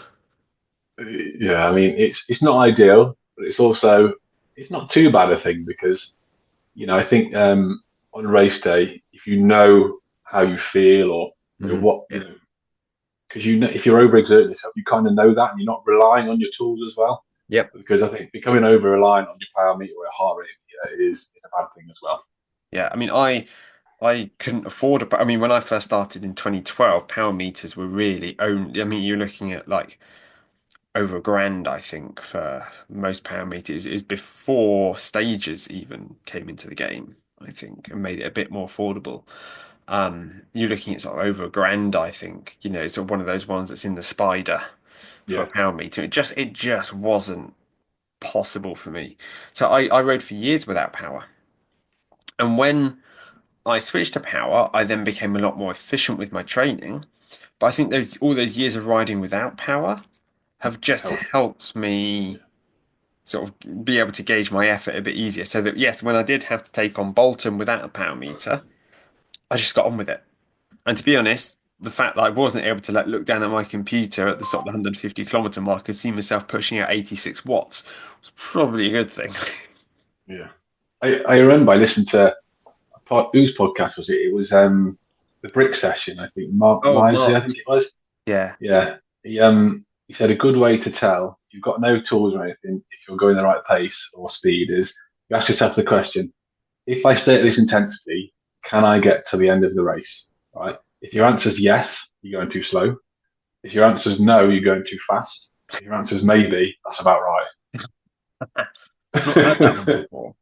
I mean, Yeah. that's one for listeners. That is one for like Mark. He's been in the sport for 20 years, I think. Yeah. You know, like he is athletes of that kind of experience and caliber. If they're going to go out racing, they want to really come close to pushing their limits. You know, if it's your first Ironman, you're looking for that yes answer. If it's your 10th, maybe that's when you can go for the maybe. So that if you do DNF, then it's not going to be that as heartbreaking as it would be if it was your first race. Exactly. Yeah. On to yours then, is it? And yeah, on to my first one. So I'm starting with the least controversial, and we're going to get more controversial as we go on. A poor catch in the water. Oh, that's technical. It is technical. So I'm not an especially technical person. You know, I tend to prefer to look at sort of the high level stuff. But when I first started swimming, I didn't really understand the concept and the importance of keeping the elbow high. And you know, I'd started to do these drills like sculling and that, and I just wouldn't go anywhere. Then when I watched these videos by Swim Smooth and they're talking about keeping the elbow up, and I went to the pool and tried it, and I immediately took about like 10 seconds per hundred off of my swim pace. And it was just one of these absolutely wow moments, you know, where suddenly I started to feel like a swimmer. Like I was using my hand as a paddle. I was actually pushing the water behind me rather than my arm slipping through the water. And if you look at a lot of, I mean, I've been swimming for like 6 months by this point. So, you know, long enough. If you look at a lot of adult swimmers and how they swim, a lot of them will have that sort of that dropped elbow or just a suboptimal catch. And if they have a suboptimal catch, they may well be kicking harder to make up for that, to give them the propulsion that they need through the water. Um, so yeah, that would be my one. And one of my favorite tips for coaching, it comes from Dave Scott, legendary Ironman competitor and now coach. He's saying, imagine that there are eyeballs on your elbows that you want to show the side of the pool. And that's a really kind of like simple visualization, but it's one that, you know, can really work for some people. And when if you explain this to them and then you start to get them to the doggy paddle drill, where they're focusing simply what goes on under the water, suddenly people can actually really feel themselves using the water as leverage almost and really pulling themselves forwards rather than their arms just spinning around. Yeah, I think I was similar to you in the sense that when I finally realised I wasn't catching the water and this was how to do it, Mm. it was a very similar moment for me. Like, oh my God, this is how you propel yourself forward in the water. And mine came from sculling actually, like Yeah, actually doing sculling properly, yeah, then sculling half a length, then swimming half a length. And it's yeah, like the yeah. feeling you get when you're sculling, and then you feel that same when you're swimming afterwards. And that was a moment for me which I changed think everything. I think it's the same for me actually. I think it was from sculling. So let's try to help our listeners out here. So let's try and explain audibly one of the most difficult swimming drills to explain and see how we get on. So the way that I've heard people talk about it is that you feel like you're mixing hot and cold water together, which never really kind of like really sort of I never really was able to visualize that. Maybe it works for some people. But when I was doing my swim teaching training, I was taught a way to teach children sculling is called yuck and yum. So if you imagine you have a plate of donuts and sweet treats in front of you that you want to pull towards your mouth. So your hands are out in front of you, your thumbs up. You like it, thumbs up, and you're pulling this together to put it into your mouth. And then, if you imagine it's a load of broccoli and cabbage, you're pushing it then away from you with your thumbs down. And you're pushing the water to the side. So you come up, bring your thumbs up position, and then you go in your thumbs down position when you're pushing the water away from each other. And the idea of this is that as long as your elbow is above your wrist and your wrist is above your fingertips, if you're doing this thumbs up, thumbs down, pushing your hands from left to right as you're doing that, I'll add a video into the show notes for people who go, is he on crack? If you're doing this motion with that high elbow, you will start to move through the water slowly. Nobody really sculls very fast. You will slowly start moving through the water. As soon as that elbow drops, you won't go anywhere. You might even start moving backwards. Definitely, I've seen that quite a lot. Stationary or going backwards, I've seen that a lot. Yeah. And it's one of those, you try to correct it with some coaching points, but then people end up sort of doing breaststroke. And it's like, all right, I've Yeah, beaten that horse enough today. We'll try it again next time we do the next time. But it takes a bit of practice, and it's not something somebody's going to master in their first session. But yeah, we'll stick the video in the show yeah. notes. If you get it, it make a huge difference. Yeah. Okay, what's your second point? Well, I mean, this isn't as technical as yours, Simon, but this is again a huge one of the biggest mistakes I Mm, made was, and it is simple, is not on my bike specifically, mm, is not checking nuts and bolts were done up tightly before the race. Now, this was a relay race. It was a sprint relay race, and I was on the bike.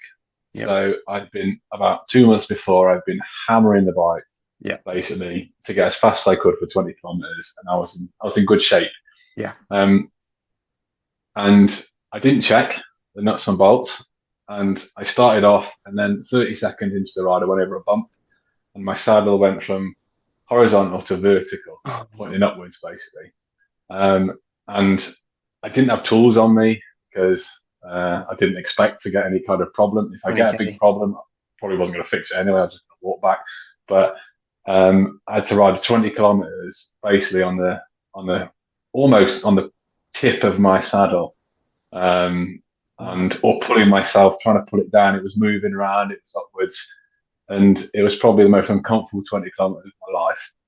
But you had to do it because you didn't want to let your friends down. But that all came from a simple, just double checking your seat post, your Yeah. handlebars before your race. Because I know I've been on training rides before, and I had when I before I got a TT bike, I had a clip-on aero bars, Mm, and you go out, and all of a sudden you hit a bump, and when your clip-on bars just slips down in front yeah. of you. Yeah. If you, it's first of all highly dangerous. You could Yeah. fall off your bike, and you could really hurt yourself, especially in traffic. Um, but also, if you haven't got the tools, you took your tools for some reason to fix it, you've then got a wonky bike, or it could be your handlebars. I've seen it numbers of times on my friends' bikes. It's such an easy thing to do, is to check your nuts and bolts on your bike, because Yeah. you get on your Ironman for the first time, and all of a sudden your handlebars are dropping everywhere and stuff. It's just confidence, it's time, it's just not what you plan for. It's just a simple thing to do, and even experienced athletes like myself find yourself doing it and having the worst 20 kilometers of my life. Especially if you've flown with the bike and Yeah. you've assembled it yourself. Um, that's obviously an issue. So what's your sort of your protocol for checking that the bike is as it should be? Well, I mean, I say like checking nuts and bolts, but I mean, ideally, if I was a beginner, I'd be going to a bike shop to get it serviced before race day. Yeah. If I was doing it myself, I'd go around, and I have like a tension, what do you call it? Torque I can't remember wrench. what they call. Yeah, a torque wrench, and I'll go around and I'll do all the nuts, I'll do all the handlebars, Yeah. and I do the indexing on the gears. I check the brakes aren't rubbing. Yep. These are all simple things which will affect your ride if they aren't working properly. And like I say, if you've packed your bike and you've gone away and you've built it again, and if you built it and think it's going to be all right, then you need to think again because again, your indexing can be out from all that journey. Yep. You know, anything could have happened in that bike in Yeah. storage and transit. So it's a simple thing, but and many people forget to do it because they've been out the week before, the bike was fine, and Yep. then they got to race day and bang, something's happened. I'm Another embarrassed one. by it, but you know, Going back to one of your previous points and my sort of poor run of luck with cycling power meters, I did the Dragon Ride this year. I'd done it before, and I drove the bike from sort of the Cotswolds across to Wales. So not, a terribly long way, but it's sort of long enough. Got to race day, and the first kind of 5-10 minutes. I mean, I was taking it as it was a sportive, a social ride more than it was a race. I was going along, I'm looking, going, oh, my legs are just feeling really empty today. I'm riding in zone one.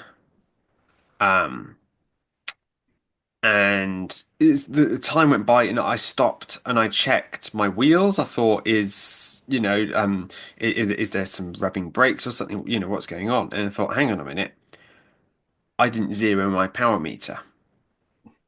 And of course, this motorway journey where the bike's going to be shaken around a fair bit. Now, the Asiomas, they're supposed to sort of zero themselves, but I don't think it always works that way. So I pulled over, zeroed my power meter, because I was going for a personal best on the course, because I'd done it before. Zeroed my power meter, got going again, and bang. I was finding it much easier to sit in my target power. And that's the kind of thing. If you are doing an Olympic distance or a sprint distance race and you haven't got time to pull over, you don't even have your phone on you to zero the power meter, but you're desperately trying to hit that power target. Yeah, yeah, checking that you're not only, everything's tight, but everything's kind of been calibrated going into the race as well. absolutely, definitely. And I just want to make a little side note of the when I did have my what do you call it, my saddle pointing upwards in this relay. Yeah. I would like to point out I still came in 6 minutes in the lead off the bike, and my runner lost 6 minutes and more on the run and came in fourth place. Oh no, third place. So we're deeply upset. I went through that pain to get third place. You're a trooper. Yours then. What's your next one? Okay. Uh, my second one. This is a penny dropping moment that I had about 6 weeks ago. Oh, I know, and I've been in sports since 2012. Yeah, 2012. Okay. It's something that I've known for a long time, but it's the first time I really made the connection. Is the importance of salt, even in the UK, when you're not out there in the heat for, hours and hours at a time. Now, I've done learning modules on salt, on hydration. I've got nutrition qualifications. I know the importance of hydration with salt. Had a precision fuel and hydration sweat test where I identified that I'm quite a salty sweater. But I've done 5 70.3s and I've only had one really good event. The others I mean, the first one, I just wasn't fit enough. I've got no excuses there. The second one, I went too hard on the bike. But the other two, the reasons that I wasn't able to achieve my potential was that I had nutritional issues on the run. I came off the bike feeling pretty good, but I found myself having to walk because my stomach was just sort of turning. I was feeling gassy and I was really having a bad time. The first kind of like 5 kilometers, the one that I did in July, first 10 kilometers went really well. And then just bam, you get hit with this kind of queasiness, gassiness that I couldn't quite clear. And eating solids kind of made it better. But One time when I did it, I absolutely blitzed it, and I came in sort of like 5 hours 20, 5 hours 15 or something. And I was so happy that I was like a solid run. I was thinking, oh, I've got this now. I've managed to work it out. But obviously, the last couple of races that didn't happen, and I'd never quite be able to get to the bottom of this kind of this queasiness and this gassiness that I've been feeling. Then I was at a wedding up in Scotland, and as with most weddings, you start drinking at around about 1 p.m. And my drink of choice is cider. I'm not a beer fan. I'll have some wine and that, but if the bar's open, I normally go for a cider. And I had kind of, I think, like one and a half ciders by this point, and I just sort of start, and I had sort of, cider's quite sweet and it's gas and it's quite carbonated. And I sort of, I got this feeling. I had this like penny dropping moment where I was, hang on a minute, this is how I feel sort of when I'm sort of 4 hours into a 70.3. This is the same feeling. And I had a variety of snacks back in my sort of chalet. We were staying in this place in sort of chalets as groups. I thought I'll go back up and just step outside until I feel a bit better. And I had a variety of snacks, but I saw in my chalet I had some salt and vinegar twists, and there's a part of me that just really wanted those salt and vinegar twists. So I had them and immediately felt a lot better. And I made the connection between, hang on a minute, my body hasn't had enough salt. And I guess my mistake was associating the need for taking on, like high levels of electrolytes, associating that with races like Vichy, like Nice, like a lot of the races in the US, Kona, where you are sweating a lot more. But for me, having quite a low sweat rate but high concentration of salt, even though I was racing in the UK and I'm not like a super high level 70.3 racer, I guess I underestimated that the time that I had that really good race, I must have had a bottle of electrolyte mix of the Precision Fuel 1000 on me that I was drinking. That's what got me through. Yeah, I mean, I think I had a similar, not well, I say similar experience. I used precision hydration to kind of. I didn't have an actual sweat test. I did the online sweat test, Yeah. which they give, and it turns out for me, I needed precision hydration 1500. Wow. Yeah, 1500. I Quite know. impressive Um, to get I that. know. And so I started using that. And I have to say, I don't think I had any issues. I don't feel that in training or racing when I Mm. was using it. I don't know if I could have gone less and gone down to 1,000. Yeah.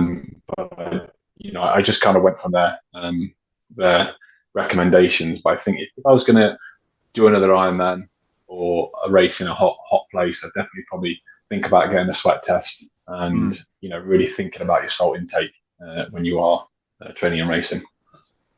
Yeah. Okay. Now your last one. This is I haven't made this mistake, and it is very simple, but it's very much related to like the big race in Wales, Ironman Wales, Yeah. and you see it every year, and it blows my mind. And that is basically people who have not done any open water swimming, and they haven't swam in a wetsuit basically. So they've not Yeah. practiced open water swim in a wetsuit, and especially I think some of the points I'll get to in a second, but this specifically relates to swimming off the coast in Wales where the water's not clean. I say clean, it's not clear. It's murky. Yeah. It's quite powerful. There's breaking waves, Yeah. and I think there's from people training for a whole year, maybe 2 years for an event, and maybe not doing the amount of open water swimming in a wetsuit, Hmm. um, to not even being able to get past a breaking wave to get into the swim. So their race is over after 2 minutes. Really. They've just got out and they've walked up the zigzags, and that's it. Their race is over. And these are people who I know have been in a club I've been in, and they haven't put their practice and they don't experience it, even though they live in Wales. They Yeah. haven't done it. And the thing with it is like obviously the wetsuit is not practical. So the buoyancy is greater in a wetsuit, Hmm. and obviously the salt in the sea. So if you're swimming in a pool all Yep. the time, I wouldn't say you're as heavily reliant on that buoyancy or that technique to Mm. keep that body position up because Hmm. you're almost getting it without that, so to speak. Yep. Um, you've got, visibility is usually worse due to the murky water, Yeah. the Yeah. weather. Sighting is going to be more difficult. Sometimes you can't even see the boys in front of you, and Hmm. knowing this and practicing this is going to make a huge difference. So then you've got continuous swimming. If you're in a pool pushing off the walls, it's a lot different to swimming continuously in a wetsuit in rolling waves, and you don't get that break because you do get a little break when you push off the wall, it's that slight breather. Some You people don't get, take big breaks at the walls. I've seen when yeah, I coach some sessions, you see somebody stop at the end and almost take like 1.5, 2 seconds to like compose themselves before they start the next length. And you think we're exactly. training for open water here, like, I chaps. know, I know, and I think like the whole open well with that continuous longer efforts of like 20 minutes or so, you get into a rhythm, your breathing gets into a rhythm, Yeah. and direction you're going can be affected by the waves, can be affected by Hmm. other swimmers. The side you breathe might be affected by waves, especially when you're living in Wales, for example. Like if you Yes. go to New York or other places, it might be beautiful sea, it might not be even be a ripple on the water, Yep. but you should train for your race basically. Yes. Um, and I also think as well as a lot of people have a massive mental challenge with being in large open water, bodies of open water, especially when they can't see anything. If you Yep. can see the floor, it's all kind of nice when you're in Greece with your family. But if you jump in the ocean, you can't see anything more than a meter in front of you. It can bring a certain fear to people as well. I mean, Yeah. That was and I my just, biggest mental block, not being able to see the bottom. yeah, and I just think that if you're going to train and spend so much money on something like an Ironman, especially in Wales or the UK, where the Yeah. sea can be rough, it can be treacherous. I saw in Ireland a few years ago, people were getting pushed back on the rocks. Yep. It is so important to practice that and get through that first part. Because if you can't get off the beach, it's just all been a complete waste of time. Yep. I remember an athlete of mine was preparing for Edinburgh, which I think similar sort of conditions quite often. A bit more sheltered there. But we went down and we did a swim session in Brighton. We were both in London at the time. And it was pretty rough out there. And we kind of went over to the lifeguards and said, look, we're going to go out, just so, in black wetsuits, let us know we're out there. Quite late in the season, there's nobody else out there. But we went out and we swam and we really got tossed around by these waves.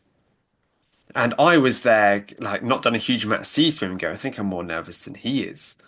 But it's like we both went in there. We did this session. We were probably in the water for like 20 minutes, maybe half an hour. It wasn't a long session. We didn't swim too far out.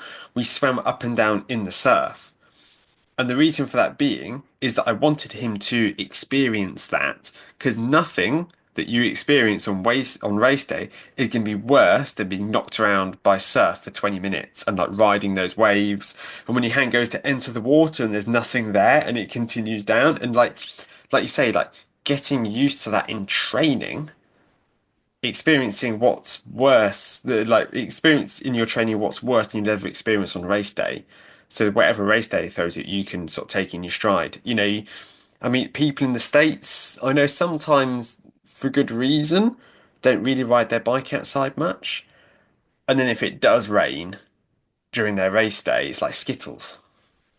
Yeah, definitely. I mean, I think a lot of people they'll go down for a sea swim and they'll see it's quite rough, or it might be a Mm. little bit like they're not used to.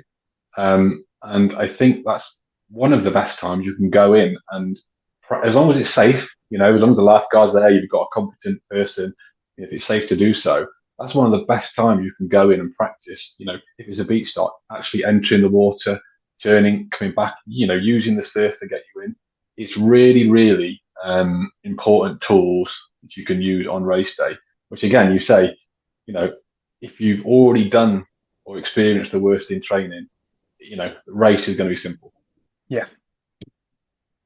Okay, my last point, the last one of the podcast. The most controversial one I've saved the best for to last. Go on. Athletes not eating enough. Oh, is that in training throughout No, the whole? outside of training sessions. Okay. So a lot of people come into the sport, and one of the motivations is wanting to lose a bit of weight. And you know what? There's absolutely nothing wrong with that. However, if somebody really wants to focus on performance, then you can't afford to be aiming to be in a 500 calorie deficit each day. And it's the kind of thing that you can maintain for sort of a week or so, maybe. But before long, the wheels are going to start to come off, especially if you combine underfueling with too much intensity. Absolutely. I had the same discussion with someone today. Yeah, Yeah, it was it's I think the guy was he was a guy that didn't really put on weight. yeah, He was quite lucky. Didn't have to worry about what he eats or anything like that. mm, But he's still losing weight. He's only a 65 kilogram person mm, whilst training. And for me personally, I'd say that especially in this part of the season, is just like don't worry about weight. Just make sure you're having enough calories for to fuel your sessions and recover as well, because quite a lot of people will fuel their sessions, but they might neglect the recovery afterwards. And mm. say, if you fuel for a session in the evening, really hard session, and then you, straight off a session, you'll shower and go to bed. When you wake up in the morning, more than likely, you're going to be depleted of energy Yeah. and you're going to be absolutely exhausted. So it's really important to plan fueling for and fueling Mm. after sessions. So actually, I think we've got the first major point of disagreement here, actually. Oh, go on. So I'd say that if an athlete wants to lose weight, Mm-hmm. this is a time of year to do that during the off season. Oh, okay. So the reason being, you're not doing as much training. So it's a lot easier to be in that calorific deficit. It doesn't have a knock-on effect to your training in the same way. And that's what I generally do with my athletes. If we do want to drop a little bit of timber, then we'll focus on being a calorific deficit and really focusing on what we're eating this time of year. Because once you get closer to your race, fueling the sessions and the adaptation from those sessions becomes that more important. And I'm sure that just like me, you've come in from a long ride, 100-mile ride, and just fallen face first into the fridge. Yeah, And at that definitely. point, you don't want to be weighing out everything that you're having. Your body is saying, I need fuel, I need food. And if you can drop yourself down, if you can lose sort of 4 or 5 kilos in the off season in like an achievable, sustainable way, you know, calorific deficit probably no more than sort of 300 calories a day.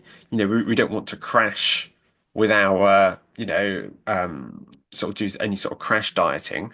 If we can use it just to encourage a little body fat loss, and then hopefully, if we eat well during the season, we should be able to maintain that weight loss throughout the season. But again, that's just my approach to it. Yeah, so I get it. I get what you're saying, and I think like I I would go along with that as well, and maybe use maybe not for me do all the a calorie deficit continuously every day. I might No. specify it on certain days, for Yeah. example. But like the way I think, the way I look at it is, you know, if you're going, the amount of training we're doing, I'd say this is what I think. Like, if you don't worry about weight now, just get the training done, get Yeah. consistent, get moving on, make sure you fuel for your sessions. Further down the line, you're going to be doing more volume, Yeah. more training. You're going to need more fuel again, more Yeah. calories. I said, then, okay, let's have a look at weight then. If you're naturally losing weight, Yeah. and you want to lose, great, we'll carry on. But if you don't, and we need to add more calories to it, or we need to take more calories off, and I kind of use what's the natural level, what's happening, then work off that if that makes sense. Yeah. Yeah, I mean, some athletes will, as they sort of really rank their training up, in that sort of that build period. Some of them will start to drop in weight naturally because they're simply struggling to get in enough Yeah, calories. If they go out on a ride and burn 4,000 calories, which I know that I've done before, then they're going to struggle to get that many calories in during the day. But it is, if somebody is sort of just, it shouldn't be a conscious effort to say, I need to aim to be in a calorific deficit to get down to my race weight. I think the whole sort of the idea of race weight is it can lead people towards sort of disordered eating, maybe even eating disorders, and it can really affect somebody's performance. I mean, what I say to people is if you imagine you have two athletes on the start line, one of whom you can see there's the fire burning in their eyes. They've had a really great 12 weeks leading into the race. They've ticked off the vast majority of their sessions. They've fueled their sessions well. They're looking really good and they're 70 kilos. Or you've got an athlete who's 67 kilos, who's missed a bunch of sessions because they were underfueled. They're not feeling full of energy. They've not had a confident, inspiring build. Which athlete are you going to back to be able to have a faster race? yeah, I know what you mean. And I think as well, I suffered from a bit of this when I think Mm, I did. I can't remember. But I kind of set myself a target race weight, and I was like, right, I want to be 80 kilograms or less for this race, yeah, and I was eating to try and get that weight rather than eating for my training. yeah, And I think it probably had negative impact because I was consciously focused. I just picked a number out. There's no yeah, science behind yeah, it. yeah, yeah. No, I know an expert telling me I picked a number, and Mm, quite often people will do that. They'll say, "I want to be this weight," and go for it. But realistically, I think there is a almost a natural element as well because the more weight you lose, you might lose some muscle mass as well. You might lose a definitely. bit of Yeah. strength. I think it's important to take into consideration. Yeah, I think quite often when somebody weight drops, their power numbers will drop as well. So at the Mm. moment, I'm kind of high 50s kilograms at the moment, and my FTP at the moment is 260 watts. Now, as far as watts per kilo goes, that's pretty good. But if you have somebody who has an FTP of 320, they're going to go faster than me on the bike. It doesn't Mm. matter how much lighter I am than them, they are going to leave me for dust. The only exception would be something like the outdoors triathlon, where my power to weight ratio may swing into my favour. But the majority of the time, if somebody's got legs the size of my head and a fantastic cardiovascular system, and they may be about kind of like mid 70 to 80 kilos. But if they are still around that kind, if they are like a low body fat percentage, then they may be faster than me on the hills even. It's Yeah, not that lighter is faster. And now if I come off the bike and we get onto the run, yeah, I may well be able to run faster than them due to having a lighter frame. yeah. But if I've shipped 10 minutes to them on the bike, but I can run the half marathon 2 minutes faster, it doesn't really help me. No, definitely. I think just on with weight as well and aerodynamics. We're talking about that. Like a lot of people will worry about the weight of being a bit lighter because they think they're going to go faster. And realistically, it'd be probably more worth being a little bit more aerodynamic. You can get more gains from losing a little bit of weight. Does that make sense? Do you Mm, agree? yeah, yeah. Going back, actually, I think it's important we touch on this. The point you were talking about, sort of calorie for deficit. The way that I would look at it, if somebody did go, right, okay, like January, February, I really want to like be watch what I eat and see if I can, get myself the body that I want, even if it's just from an aesthetic point of view rather than performance. That you need to look at your calorific deficit on like a high level, like weekly basis rather than a day by day basis to make it less pass and fail. You know, Yeah. if it's your mate's birthday and he's asked if you want to come out for a curry with everyone, then you should be able to say yes. But you know what? I'm going to pass on the naan bread and I'm not going to have, 2 pints of Cobra. And Exactly. just, go out and, just like make sensible decisions, but don't beat yourself up if you find yourself in a calorie surplus 2 days in the week, because it's all going to balance itself out by the end. And it goes back to what we are saying towards the start of this. It's like it's a long term journey. Yep. It's a long term thing, not a short term thing. So plan for that, and not for like the day to day, more like the long term. Yeah, that is something that I'm definitely learning, and yeah, just the best ath going back to the point again that the best athletes out there are the ones who've been in the sport the longest. And in the first 1 or 2 years in the sport, don't kick yourself.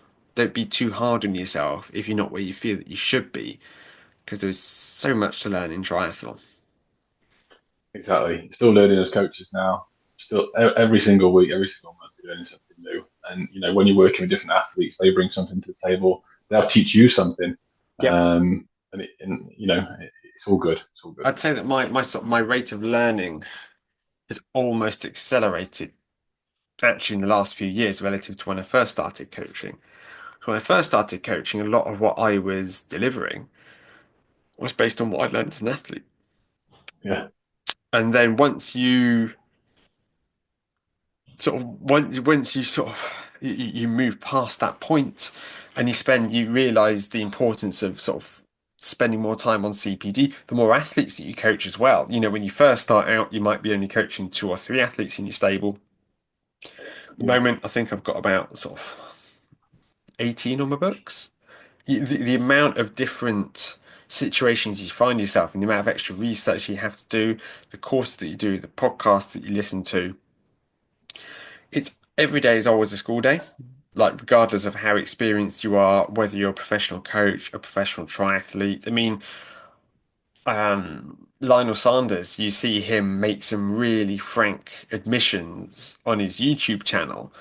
And look, this is not a slight at Lionel, and I really admire him for being as honest as he is, because I know that so many triathletes out there, or so many professionals, are going to have exactly the same moments. They just don't have the balls to put it on social media. But he Yeah. would sit there and go, "I've been."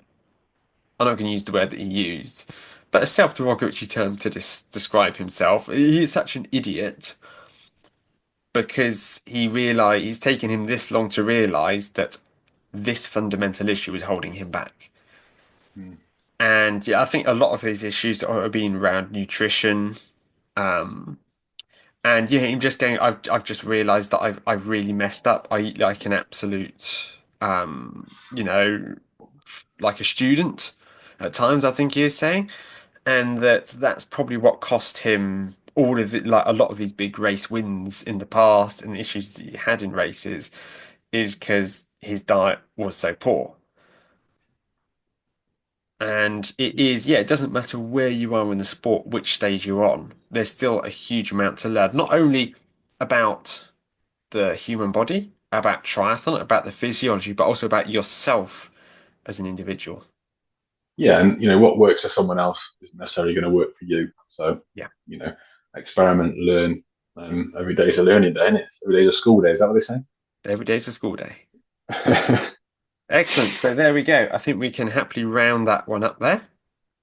Thank Absolutely. you for your time. Now, where can people find you if they wanted to learn a bit more about you? And have you got any spaces for athletes at the moment? I know that I've probably got about 2 spaces left on my own kind of bespoke coaching. If somebody's listening, so they go, oh, you know what, like the sound of this. Where can I get in touch with Martin? And has he got any space? My coaching company is called 3-1 Endurance, Mhm. and you can find me on social media under that. And I have a few coaches working for me. I have a few spaces again, maybe 2 or 3 left before I start getting too full. But I do have coaches working for me who have more spaces available, and we tailor for beginners through to advanced levels. Yep. Any kind of distance. Personally, myself, I specialize more in the half distance or kind of the full Ironman distance. Is what I prefer Mm. to coach. And what I think I'm better at. But we do cover everything else. So yeah, 3-1 endurance on social media, and my name's Martin Lightwood. Yeah, excellent. So yeah, hopefully, I mean, between us, we'll probably be sort of filled up by the end of January. So if you're on the fence Hopefully, about it, if you listen to these and think, oh, these two geezers know what they're talking about, then time is. I'll stick your Instagram down in the show notes along with my email, and I might as well stick my Instagram down there as well. If anyone wants to follow along. Yeah, and hopefully between the two of us, we can help some people avoid some of those sort of those rookie mistakes that could not only end up being very kind of embarrassing, but also sort of very costly financially. As you say, if you find yourself walking up the zigzags after 2 minutes at Ironman Wales, then it's an anticlimax. exactly. And if we haven't covered anything which you might be thinking of whilst listening to this, just drop one of us an email or Yep. something. I'm sure we can help you. We'll get to your answer straight away. Yeah. Well, it's been good fun. This I think. Well, I'm sure there are going to be listeners out there that are going to come away from this thinking, oh, you know what, I really learned a lot there. Exactly. So yeah, it might be good to do another one in a sort of similar vein in future. Absolutely, mate. I really enjoyed this. I appreciate you getting me on. Excellent. Well, thank you again for your time, and I'll speak to you soon, no doubt. Cheers, Simon. Thank you once again to Martin for giving up his time to come onto the show to help facilitate, what I think is some really good discussion there. And hopefully there'll be some points in there that you'll find useful for your training. As stated, I'll go and I'll stick our separate Instagram links down in the bio, as well as my email address as well, if you have any questions yourself. With that, I hope you really enjoy the rest of 2024 and have yourself a fantastic, successful, very athletic 2025.